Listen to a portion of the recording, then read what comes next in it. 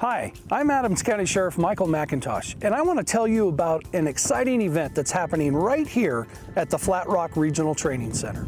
On Saturday, July 14th, Adams County Sheriff's officials and Flat Rock staff will hold our third open house and career expo. This event is a great opportunity for the public to come out and see our state-of-the-art training facility. They will also have an opportunity to speak with employees of the Adams County Sheriff's Office about career opportunities within our agency. Our Human Resources team will be at the event to talk with people about our job opportunities for law enforcement in the patrol, jail, and detective divisions. We will also talk about non-certified openings and administrative services.